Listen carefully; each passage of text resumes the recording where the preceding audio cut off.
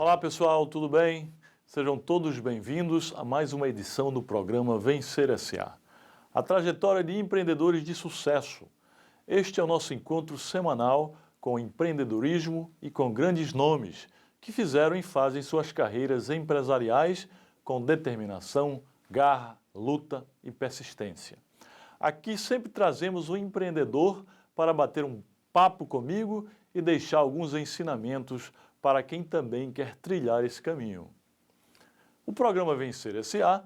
é um oferecimento das universidades e faculdades Uninasal, Uninabuco, Unama e Univeritas. Ele vai ao ar toda quarta-feira, às 20 horas, e é transmitido pelas minhas redes sociais e pelos canais do portal de notícias Leia Já. Se você perdeu os programas anteriores, no meu canal no YouTube, você pode assistir às edições passadas do programa, que tiveram como entrevistados Wesley Safadão, Pedro Lima, Arnaldo Xavier, Ricardo Almeida, Sérgio Moura, entre outros.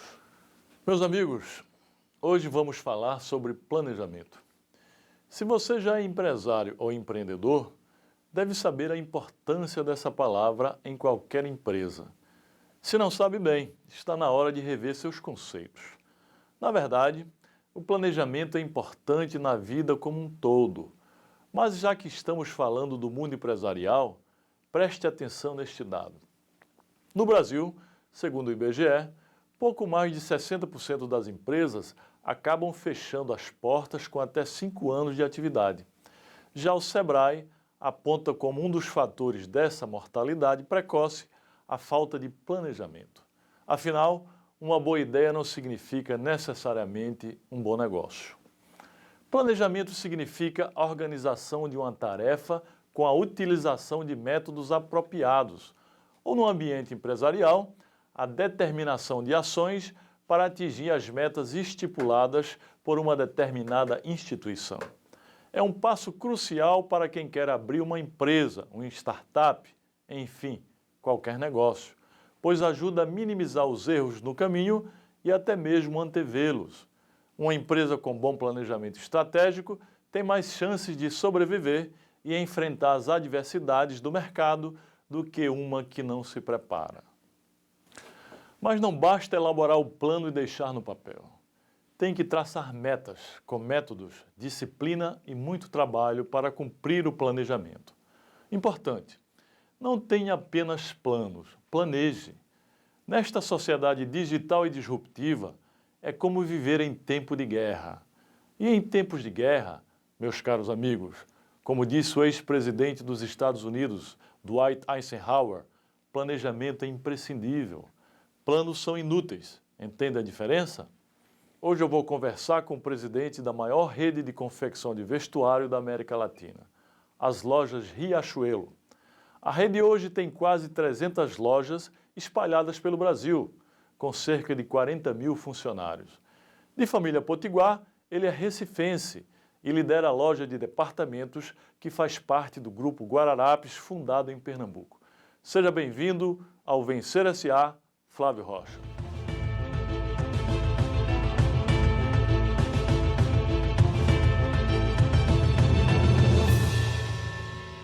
Amigo Flávio Rocha, grande prazer tê-lo aqui no nosso programa Vencer S.A., a trajetória de empreendedores de sucesso. O prazer é meu, Janguier. Um grande honra. Muito bem, vamos começar então o nosso programa fazendo uma pergunta que todo mundo quer saber. Como surgiu o grupo que você é o presidente, né? O Grupo Guararapes e a rede Riachuelo de lojas. Janguier, não dá para contar a história da Riachuelo, que fez 70 anos no ano passado, sem contar a história de um homem excepcional, o homem que eu mais admiro, que é o seu Nevaldo Rocha, que está fazendo 90 anos o ano que vem. Nevaldo foi o caçula de 5 irmãos, que numa seca terrível, né, há quase 80 anos atrás, saiu de Caraúbas, na região da Tromba do Elefante, que é o Alto Oeste Potiguar, né? O Rio Grande do Norte tem a forma de uma cabeça de elefante. A região mais seca, o extremo oeste, é conhecida como a Tromba do Elefante. Então, o jovem Nevaldo, com 12 anos, saiu de Caraúbas, meio fugido da família, chegou em Natal, encontrou Natal efervescente, povoada pelos oficiais americanos na Segunda Guerra Mundial. Naquela época era uma importante base militar. E Nevaldo começou a trabalhar com seu grande mentor, seu Moisés Ferman, que era um senhor de origem judaica, que tinha saído de Natal, de Recife, onde tinha uma relojoaria, e montou uma relojoaria em Natal para vender para os oficiais. Nesses anos aí de guerra, o seu Nevaldo conquistou a confiança do seu Moisés. Quando acabou a guerra, Nevaldo tinha 18 anos, se emancipou. Naquela época precisava ter 21 para ser negociante, ser empreendedor, e seu Moisés vendeu de pai para filho uma pequena relojoaria, 2 metros de largura. Só que o mercado de relógios tinha desaparecido porque os americanos tinham voltado para a sua terra. E Nevaldo começou a tentar tatear o mercado com um bazar que vendia pente, brilhantina, de tudo, até que recebeu uma partilha de mercadoria que era rara, era pouco usual na época, que era uma partilha de camisas de homens já feitas. Não era comum. Antigamente você comprava o tecido e mandava costurar. E foi um grande sucesso. Então, o jovem Nevaldo enxergou aí um filão e se especializou em moda masculina. Assim nasceu as lojas Seta para homens, que foi o começo de vida do seu Nevaldo. Foi o começo de tudo. A história dele é muito parecida com a nossa história, né? Eu, por exemplo, saí aos 6 anos de idade porque meu pai, fugindo da seca, lá de Santana dos Garrotes, na Paraíba, uma cidadezinha que não tem nem no mapa, não tinha na época, foi trabalhar no Mato Grosso, depois em Rondônia, e aí começou a minha trajetória também. Então, a nossa história, a nossa origem é um pouco parecida, né? Hoje, quais empresas fazem parte do grupo hoje? A nossa empresa, a Riachuelo é a faceta mais visível, que são as lojas. São 300 e poucas lojas em todos os estados brasileiros, mas existe uma estrutura complexa por trás. Tem uma área industrial muito relevante, que é a Guararapes Têxtil, que se fundiu com a Confecções Guararapes. A logística, que é muito importante no nosso negócio, tem a transportadora Casa Verde, e a empresa financeira, que administra a maior carteira de cartões de crédito do varejo brasileiro. São 30 milhões de cartões Riachuelos. Então, vocês têm a própria financeira? Temos a própria financeira. Então, é uma empresa que eu costumo dizer que vai do fio até a 10ª prestação depois da venda. E isso traz uma sinergia, né? Traz velocidade e baixo custo, que é fundamental no nosso propósito de democratizar a moda. Muito bem. A gente está falando aqui, Flávio, para empreendedores, né? Para jovens empreendedores. E os jovens empreendedores, eles gostam de saber sobre conceitos, sobre princípios, principalmente princípios do empreendedorismo. E eu queria perguntar a você, qual é o maior princípio da Rede Riachuelo no desenvolvimento de seus produtos? A coisa mais importante, principalmente numa empresa complexa como essa, que tem costureiras, tecelões, motoristas de caminhão, operadora de call center, operadora de crediário, né? São muitos talentos, designers, né? Talentos muito diversificados. Então você precisa ter um farol para direcionar esses esforços, esses talentos e fazerem convergir e não dispersar e não gerar conflitos. E esse farol é o propósito. Tem que ter um propósito comum, que una acionistas, trabalhadores, executivos, fornecedores e principalmente os consumidores. Esse propósito é dar acesso à moda, fazer da moda, que é uma ferramenta que a gente conhece, que era meio que um instrumento de exclusão, uma coisa meio elitista, meio de rico, e a Riachuelo, pelo seu formato de negócios fantástico, está conseguindo alargar as portas de acesso desse mundo que era excludente e elitista, que é o da moda, e tocar a vida realmente de dezenas de milhões de pessoas, literalmente. E a moda é uma coisa que melhora a vida das pessoas, que traz autoestima, que faz as pessoas ficarem de bem com a vida, gostarem mais de si. Então, esse propósito de dar acesso à moda é que faz convergir esses acessos. Mas uma lição que eu trago, que tem a ver com esse propósito também, eu acho que o maior erro que os nossos pares empresários fazem, ou os executivos, líderes empresariais, eles se colocam como os cães de guarda do acionista. Ele vai lá para dizer, como é que eu faço para maximizar a última linha? Isso é desagregador, porque o acionista é apenas um dos elementos que fazem a empresa. A empresa é feita por acionista, cliente, trabalhador, executivo, fornecedor, comunidade e meio ambiente. Então, é preciso haver... Quando você defende apenas o acionista, você já cria conflitos imediatos, porque R$ 1 a mais para um bônus do acionista é R$ 1 a menos de dividendo para o acionista. Então, você coloca a coisa no plano menor do interesse.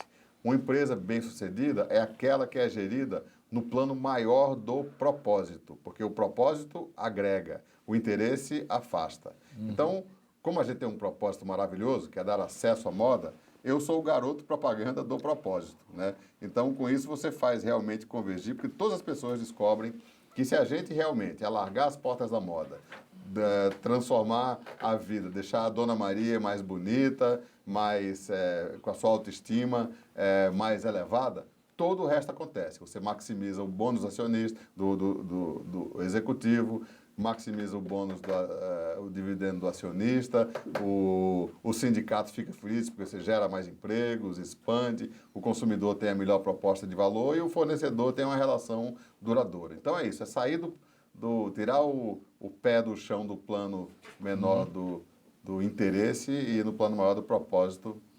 Muito bem. Falando agora do tema central do nosso programa, que é planejamento. A Riachuelo sempre deu prioridade ao planejamento durante sua trajetória. As lojas, para serem criadas, tem que haver um planejamento prévio. Você valoriza o planejamento como característica do empreendedorismo? Janguier, a gente teve uma mudança dramática onde o papel de planejamento mudou totalmente.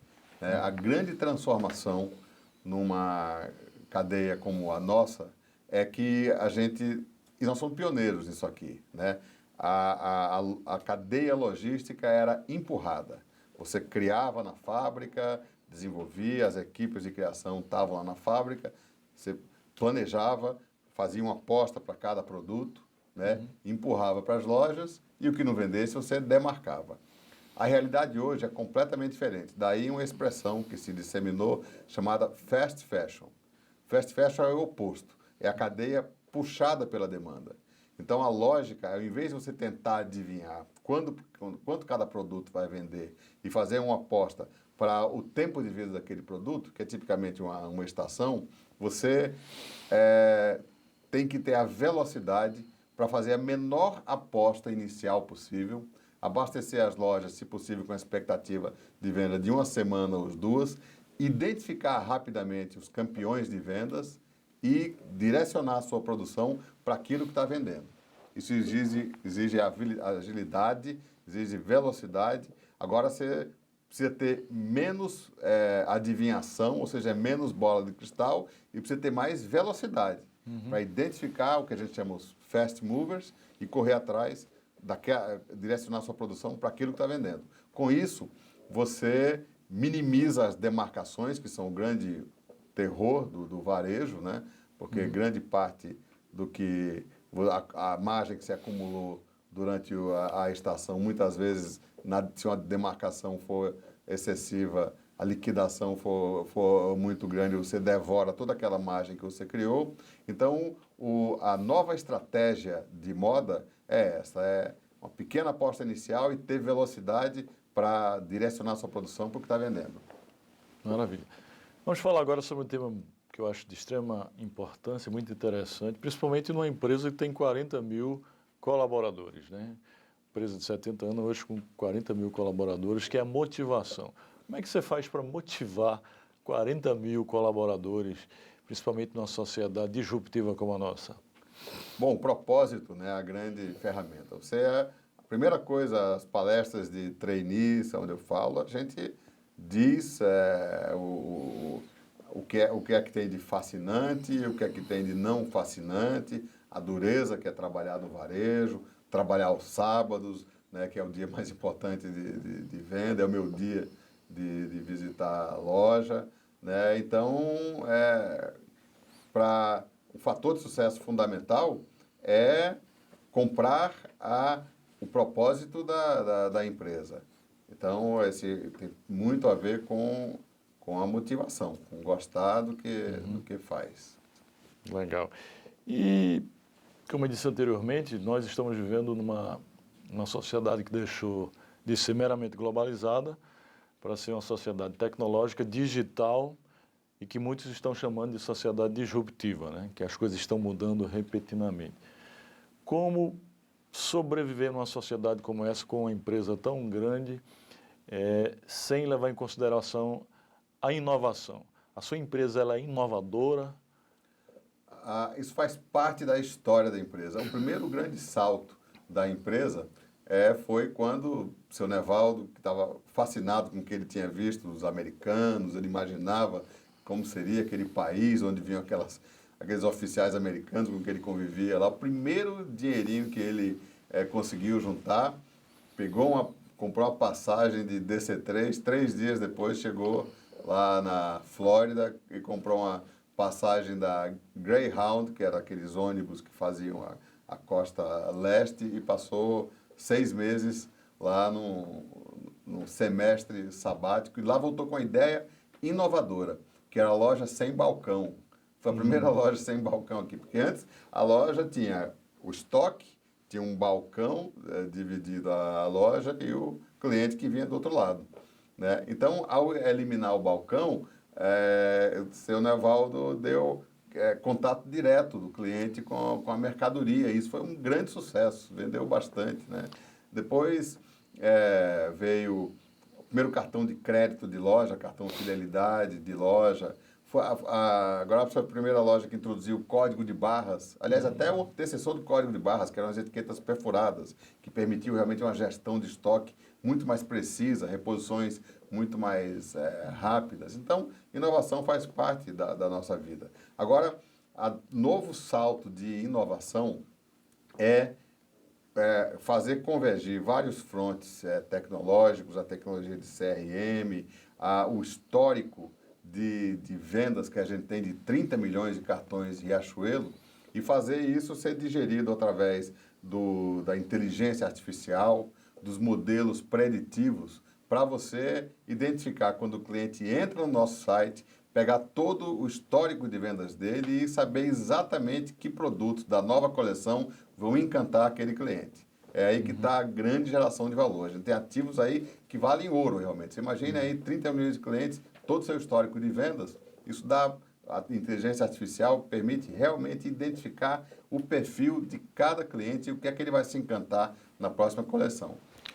Muito interessante. A gente constata hoje que inovação não é mais um diferencial, né? Tem que estar no DNA da empresa. E, pelo que se constata aí, a inovação está no DNA do próprio grupo que você administra. E responsabilidade social, sustentabilidade. O grupo incentiva a sustentabilidade e tem projetos de responsabilidade social?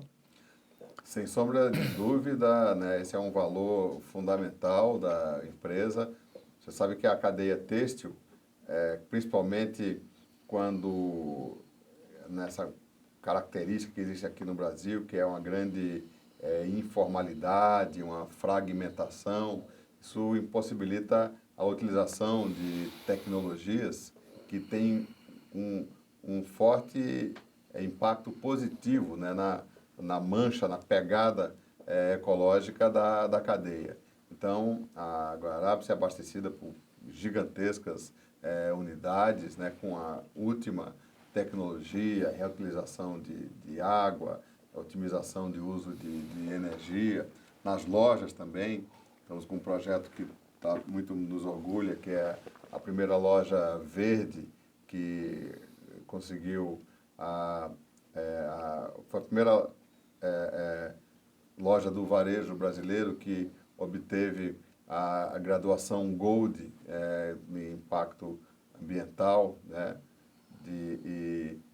Então, nós estamos atuando realmente nos dois frontes, né? No fronte industrial, com as tecnologias que possibilitam todos esses ganhos, e em loja, com vistas à otimização do uso de energia, a construção com materiais mais sustentáveis e a utilização de águas pluviais.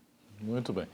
E agora a gente está chegando já perto do fim do nosso programa. Eu queria entrar agora no seu novo projeto, né? Para falar sobre o seu novo projeto. O que você pensa do nosso país e quais são os seus planos e projetos para o nosso país? Eu quero ser o guardião da competitividade no Brasil. Eu acho que o Brasil está perdendo o jogo competitivo porque está se fechando um cerco burocrático, uma visão meio ideologizada, né, que não percebe a importância de destravar o país, de tornar o Brasil uma economia livre, porque as economias prósperas são as economias livres. Então, eu tenho propugnado que, a princípio, foi a classe empresarial, que a classe empresarial saísse da moita e desse a sua contribuição, porque é o empresário que entende, como ninguém, como fazer essa interlocução entre economia e política. E quando ele se furta a fazer essa complexa interlocução, a coisa se burocratiza, é uma burocracia tóxica que está se apropriando aí do Estado e literalmente travando a economia. Como assim é o efeito de areia nas engrenagens da economia? As economias prósperas são as economias livres e o Brasil está caminhando no sentido oposto. Nós estamos ali naquele pelotão dos 30 países mais hostis ao investimento, os países mais burocratizados, mais travados, de Estado inchado, a carruagem estatal muito pesada em relação à sua força de tração. Então é preciso realmente haver um choque cultural, uma verdadeira cruzada para defender esse valor fundamental que é o poder do Brasil de competir. Nós estamos perdendo o bonde, países com os quais a gente concorre estão se tornando mais livres, mais leves, mais equipados tecnologicamente, e nós estamos afugentando do Brasil a figura sublime, importante do empreendedor, do que investe, do que aposta. Nós temos que romper com esta imagem que o Brasil está tendo, inclusive internacionalmente, que é um país burocratizado e hostil a quem empreende. Logo, o seu principal projeto para o Brasil, qual seria? Nós acreditamos que o caminho para a gente tirar o Brasil desse pelotão dos 30 países mais hostis, mais travados, e colocar no pelotão das economias livres, que são as economias prósperas, são as 4 reformas que estão aí. A reforma trabalhista está mostrando o grande avanço que ele representa, é a grande conquista dos trabalhadores. Os trabalhadores brasileiros estavam pagando preço altíssimo em termos de desemprego, em termos de salários baixos, porque estavam se tornando menos produtivos, né? Os primeiros meses de reforma trabalhista já voltaram a deixar saldos positivos nas contratações. Tivemos o melhor janeiro e fevereiro dos últimos 6 anos, uma queda vertiginosa de uma vergonha brasileira, que é esse número de ações trabalhistas. O Brasil caiu 50%, né? Em alguns estados, 75%, como São Paulo, né? E mais importante, Janguier, são ações mais honestas. As ações eram inventadas. Tinha lá, o trabalhador chegava com a demanda, até bem intencionada, mas o advogado puxava da gaveta lá um cardápio de acusações fictícias contra o trabalhador. Isso eu sei muito bem, porque eu fui juiz do trabalho e depois fui procurador do trabalho. Durante 20 anos, professor de processo trabalhista. Então, realmente, eu passei por tudo isso. Eu sei que as ações fabricadas, as testemunhas fabricadas, agora realmente caiu substancialmente. Exatamente. Caiu o número de ações e o número de itens por ação. Segundo me falou o Rogério Marinho, que era o relator da reforma trabalhista, eram 38 itens por ação, caiu para 4. Então, isso simplifica, destrava a justiça do trabalho e torna mais o Brasil mais atrativo à geração de empregos. Quer dizer, empregar, que era uma atividade de alto risco no Brasil, está menos perigoso. Você falou que eram 4, você falou a primeira, as 4 reformas. A reforma tributária é fundamental, porque o Brasil é um manicômio tributário com milhões de leis tributárias. Uma empresa brasileira, mesmo a pequena empresa brasileira, ela gasta 2.800 horas, segundo o Banco Mundial, em escrituração tributária. Esse é o pior índice do mundo. Em segundo lugar vem a Bolívia, com 1.200, mas também não é lá essas coisas. E um país civilizado, país normal, gasta entre 20 e 40 horas para fazer a sustentação tributária. Então, tem alguma coisa errada. Depois, a reforma da Previdência é fundamental, para equilibrar as contas. É equacionada a questão da Previdência e os privilégios que existem aí, que tem que ser atacados, diz respeito a uma pequena minoria. Não tem um problema de Previdência de maneira geral. Né? A grande maioria dos aposentados do sistema geral, né, não gera um déficit tão grande e o sistema de capitalização resolve isso aí. O problema está localizado em 1 milhão de superaposentadorias que geram 3/4 do déficit e que talvez por fragilidade política esse governo não está conseguindo atacar. E depois a reforma do Estado. O Estado é caríssimo, Inchado. gasta, se apodera, se considerarmos aí o déficit e as empresas estatais deficitárias, é mais da metade do esforço de produção brasileira e não tem o essencial para os serviços mais elementares que tem que fazer, porque está gastando tudo em privilégios. Muito bem. E para encerrar, Flávio, eu gostaria que você passasse aí quais são as suas lições, quais são os seus conselhos para os jovens que querem começar um empreendimento. Olha, faça o que gosta, descubra o seu propósito. Mark Twain dizia que os 2 dias mais importantes da sua vida são o dia que você nasceu e o dia que você descobriu o porquê. Descubra o porquê você nasceu, o que é que você gosta, o que é que realmente te tira da cama de manhã com alegria. E eu acho que a gente tem uma atribuição que me faz confiante no Brasil, é que o Brasil é, por natureza, um país de empreendedores. É um dos maiores índices de jovens que se lançam no mercado do trabalho que empreendem, 1 em cada 8. Isso é um dos maiores índices do mundo, maior até do que os Estados Unidos, que é a pátria do empreendedorismo. O que nós temos que fazer, e aí é tarefa de governo, é fazer com que essas sementes do talento que chegam na terra árida, né, de um país que é hostil ao empreendedorismo, se torne uma terra fértil, para que muitas delas floresçam e criem uma auréola de oportunidade e geração de riqueza, porque esse é um efeito em cadeia. O empreendedor que germina, né, a semente que germina no empreendedorismo gera mais emprego, gera mais oportunidades. Perfeito. Pois é, amigos, viram como o planejamento deve ser uma das prioridades de qualquer empreendimento? Com planejamento, metas e disciplina, lute diuturnamente com muito trabalho que o universo vai conspirar ao seu favor. Estamos encerrando nossa entrevista, mas antes gostaria de relembrar com vocês os ensinamentos que o Flávio nos deixou hoje. Vamos lá. Tenha como propósito na sua empresa fazer uma convergência entre todos os colaboradores. Essa é a primeira lição. Não direcione os olhares apenas para os acionistas, olhe para um plano geral. Direcione a atenção para o que está vendendo, principalmente quem vende produtos, né? De moda. De moda. Tenha velocidade na sua produção, tem que ser ágil, senão o concorrente ultrapassa. Goste do que faz. Essa é uma lição que você passou aí para os jovens empreendedores. Se desafie e vá em busca de novas ideias. Caso de seu Nevaldo ao viajar para a Flórida. Ou seja criativo. Né? A criatividade é de extrema importância para os empreendedores. Invista em inovação através da tecnologia.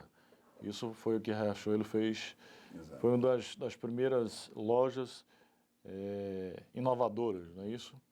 Adote práticas na sua empresa ligadas à responsabilidade social e à sustentabilidade. Você tem vários projetos de responsabilidade social.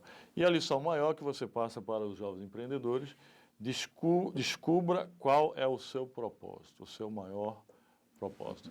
Muito bem, e dito isso, eu quero agradecer imensamente, Flávio, pela sua presença em nosso programa.